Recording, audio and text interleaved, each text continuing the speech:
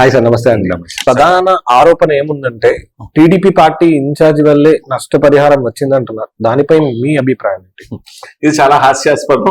ఎందుకని అంటున్నానంటే, ఏదైతే జిఎస్పిసి సంస్థ నుంచి మేము ఆ రోజు మీకు చెప్పాను, మేము 103 రోజుల పాటు మేము ఉద్యమం చేసి కొంత నష్టపరిహారాన్ని తీసుకున్నాం. అంటే 13 నెలల కాలానికి ఆ ప్రాంతంలో నివసిస్తున్నటువంటి మత్స్యకారులందరికీ కూడా నష్టపరిహారం ఇవ్వాలని నేను ఉండగా, అంటే నేను ఎమ్మెల్యేగా ఉండగా 7 నెలల కాలానికి నష్టపరిహారం ఇవ్వడం జరిగింది. తర్వాత నేను 2014లో రాజకీయాలకు నేను దూరం అయ్యాను. కానీ ఆ నష్టపరిహారం ఏదైతే సంస్థ ఇవ్వాల్సిన నష్టపరిహారం 2014 నుంచి 19 వరకు ఏదైతే ఇదే దాంట్లో సుబ్బరాజు తెలుగుదేశం పార్టీ తరఫున ఎమ్మెల్యేగా ఉన్నటువంటి ఈ సుబ్బరాజు గారు 5 సంవత్సరాలు పరిపాలనలో రాష్ట్ర ప్రభుత్వం, తెలుగుదేశం ప్రభుత్వం, కేంద్రంలో మోడీ గారు ఉన్నారు. ఇవాళ ఏదైతే మోడీ గారు చీఫ్ మినిస్టర్ గా ఉండగా ఏదైతే గుజరాత్ స్టేట్ కార్పొరేషన్ వాళ్ళు ఇస్తానన్న నష్టపరిహారాన్ని కూడా తేలేదు. ఇవాళ ఏదో మేము తెచ్చాము, మేము చేశామన్నట్టు హాస్యాస్పదం. ఇవాళ ఏదైతే జిఎస్పిసి సంస్థ ఈ 5 సంవత్సరాలు ఆయన పరిపాలన చేసిన 5 సంవత్సరాల్లో కనీసం వెళ్ళి వాళ్ళు అడిగిన దాఖలాలు కూడా లేవు. కాబట్టి ఇవాళ ఎవరో చేసింది ఎవరో చేస్తున్నామని చెప్పుకోవడం తీవ్ర హాస్యాస్పదం. ఇంకోటి క్వైట్ ఇంట్రెస్టింగ్ క్వశ్చన్ సార్. అంటే మీరు 2009లో ఎమ్మెల్యే అవ్వకముందు చమురు సంస్థ రిగ్గులని ముట్టడించారు ఎందుకు? అంటే అంత ధైర్యం మీకు ఎక్కడి నుంచి వచ్చిందంటారు? డెఫినెట్ గా ఈ ప్రాంతంలో తీవ్ర నష్టపోతున్నారు. అంటే మనం ఇవాళ ఒక కమ్యూనిటీని రిప్రజెంట్ చేస్తున్నాం. ఇవాళ ఆ కమ్యూనిటీ నుంచి నేను ఒక ఎమ్మెల్యేగా ఇవాళ నన్ను ప్రాతినిధ్యం వహిస్తున్నాను. ఇవాళ బయట ప్రపంచానికి తెలియని ఎన్నో విషయాలు మాకు తెలుస్తూ ఉంటాయి, వాళ్ళ సమస్యలు మాకు తెలుస్తూ ఉంటాయి. గతంలో ఒక వేటగాడు వేటకు వెళ్తే కనీసం ఆ రోజు జీవనంకి సరిపడాన్న సంపాదించుకుని వచ్చే పరిస్థితులు ఇవాళ ఆ పరిస్థితులు లేవు.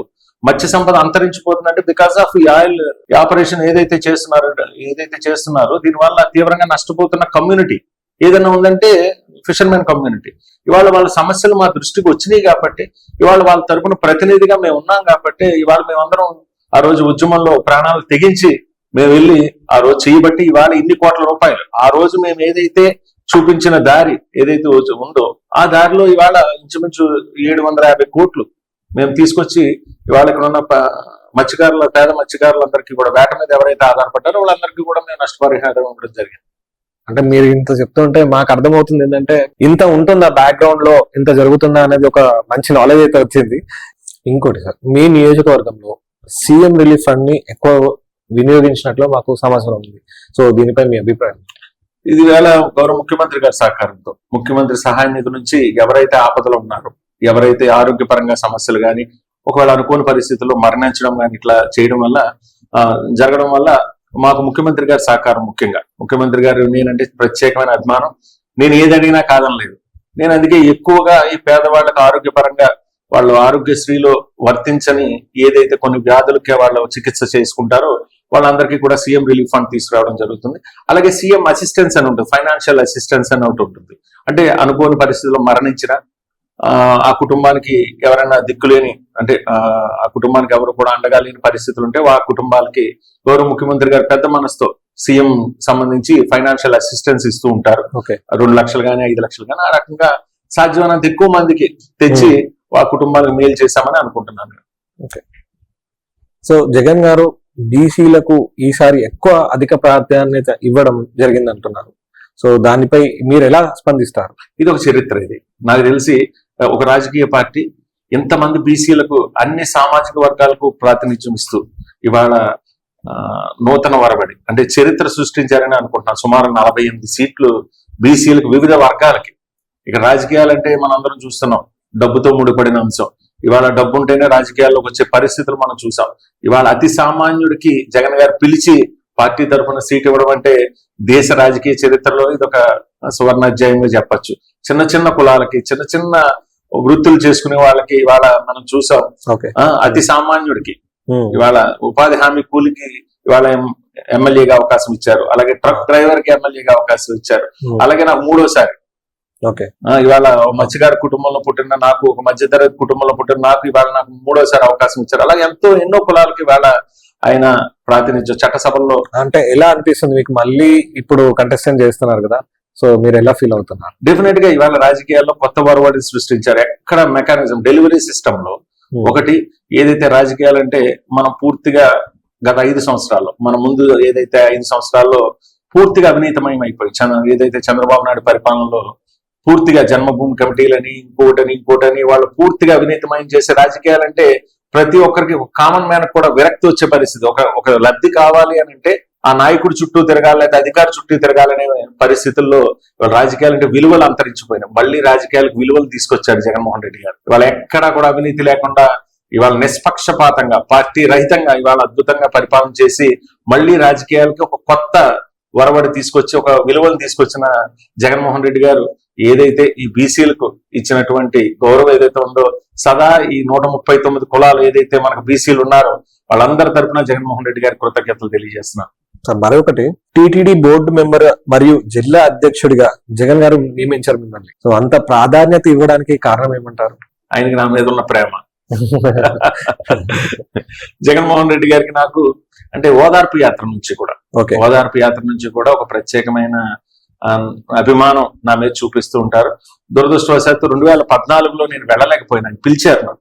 యాక్చువల్ గా నాకు ఆ రోజున్న పరిస్థితుల్లో అంటే రాజకీయాల మీద అంటే ఈ స్టేట్ బైఫర్కేషన్ అయిన సమయం అది. మేము రాజకీయాలు కొత్తగా వచ్చాం 2009లో. ఏదైతే ఈ పరిస్థితులు చూసిన తర్వాత రాజకీయాల నుంచి మనం కొనసాగలేము, రాజకీయాల నుంచి వైదొలగాలని చెప్పి ఆ రోజు నిర్ణయం తీసుకుని 2014లో నేను సైలెంట్ అయిపోయాను. ఏ పార్టీకి వెళ్ళలేదు, నేను సైలెంట్ అయిపోవడం జరిగింది. 2018లో ఇంట్లో కూర్చున్న ఆయన నన్ను పిలిచి ఆయన నాకు అవకాశం ఇచ్చారు. ఆయనే నన్ను పిలిచి మరీ అవకాశం ఇచ్చారు. ఇవాళ ఏదైతే ఆయన ఆశీస్సులతో మనం గెలుపొందడం జరిగింది. ఈ 5 సంవత్సరాలు నా పనితీరును బట్టి ఆయన నాకు జిల్లా అధ్యక్ష పార్టీ అధ్యక్ష పగ్గాలు నాకు ఇవ్వడం జరిగింది. దాంతో పాటు ఆ కలియుగ దైవం శ్రీ వెంకటేశ్వర స్వామికి సేవ చేసుకున్న గొప్ప భాగ్యాన్ని, గొప్ప గిఫ్ట్ ని నాకు ఆయన ఇవ్వడం నిజంగా జన్మలకి కూడా జగన్మోహన్ రెడ్డి గారికి నేను రుణపడి ఉంటాను. సార్, ఇంకొక ప్రధాన ఆరోపణ ఉంది. వైసీపీ కేవలం సంక్షేమాన్ని నమ్ముకుంది, అభివృద్ధి చేయలేదు అని ప్రతిపక్షాలు విమర్శిస్తున్నాయి. సో దాన్ని మీరు ఎంతవరకు ఇది నిజమంటారు? ముమ్మడివరం నియోజకవర్గం అయితే మటుకు అది కరెక్ట్ కాదు. ముమ్మడివరంలో గత ప్రభుత్వంలో వెయ్యలేని రోడ్లన్నీ మేము వేయడం జరిగింది. గతంలో ఎప్పుడు కూడా 20 సంవత్సరాల నుంచి వేయలేని రోడ్లన్నీ కూడా మేము వేయడం జరిగింది. అలాగే డెవలప్మెంట్ విషయంలో డ్రింకింగ్ వాటర్ మనం ప్రతి ఒక్కరికి ఇవ్వడం అనేది కూడా అది డెవలప్మెంట్ యాక్టివిటీ కింద వస్తుంది. ఏదైతే మనం ఈ ఏటుగట్లు పరిరక్షణకి ఏదైతే మేము తీసుకొచ్చామో అది కూడా డెవలప్మెంట్ కే వస్తుంది కదా. ఇవాళ డెవలప్మెంట్ అంటే ఏంటి? 2 పూట్ల పేదవాడు 2 పూట్ల భోజనం చేయాలి, ఆడి పిల్లల్ని చక్కగా స్కూల్కి పంపించుకోవాలి, ఆడికి ఏదైనా వైద్య అవసరాలకు సంబంధించి వైద్యానికి సంబంధించి ఇవాళ హాస్పిటల్స్ అన్ని మేము తాళరేవు సిహెచ్సిని అద్భుతంగా తయారు చేసాం. అలాగే టీ కొత్తపల్లి సిహెచ్సిని 7.5 కోట్ల రూపాయలతో అభివృద్ధి చేసాం. అట్లా ముమ్మడివరం సిహెచ్సిని 5 కోట్ల రూపాయలతో అభివృద్ధి చేసాం. ఇవన్నీ అభివృద్ధి. ఇవన్నీ ఇప్పుడు వాడికి అవసరమైన ఇన్ఫ్రాస్ట్రక్చర్ మేము అక్కడ క్రియేట్ చేసాం. వాడికి కావాల్సినటువంటి అవసరాలు తీర్చే విధంగా ప్రతి దానిలోని కూడా మనం డెవలప్ చేసి చూపించాం. ఇవాళ డెవలప్మెంట్ లేదు అంటాం సరికాదు. ఉదాహరణ స్కూల్సే తీసుకోండి. నాడు నేడులో స్కూల్స్ డెవలప్ చేసాం. ఇవాళ ప్రతి కాన్స్టిట్యున్సీలో కూడా హాస్పిటల్స్ కానీ, వెల్నెస్ క్లినిక్లు కానీ, అట్లా ఆర్బీకేలు కానీ, సచివాలయాలు కానీ ఇవాళ ప్రభుత్వ అవసరాలు. ఇప్పుడు మనం గ్రామం నుంచి బయటకు రావాల్సిన అవసరం లేకుండా ఇవాళ ప్రతి గ్రామంలో సచివాలయ వ్యవస్థ ఏర్పాటు చేసాం. సచివాలయ వ్యవస్థ అంటే ఇవాళ ఇదే ఆ గ్రామస్తుడు ఏదైనా అవసరం ఉంటే మండల హెడ్ క్వార్టర్ కానీ, జిల్లా హెడ్ క్వార్టర్ కానీ రావాలి. అది రావాల్సిన అవసరం లేకుండా నీ గ్రామంలోనే ఒక సచివాలయ వ్యవస్థను ఏర్పాటు చేసాం, ఒక వెల్నెస్ క్లినిక్ ఏర్పాటు చేసాం, రైతు భరోసా కేంద్రాన్ని ఏర్పాటు చేసాం. నీకు కావాల్సిన సకల వసతులు నీ గ్రామంలోనే ఏర్పాటు చేసాం. ఇదే డెవలప్మెంట్ అంటే. గతకనే డెవలప్మెంట్ ఏముంటుంది? ఈ డెవలప్మెంట్ లేదనుకోవడం మటుకు అది హాస్యాస్పదం.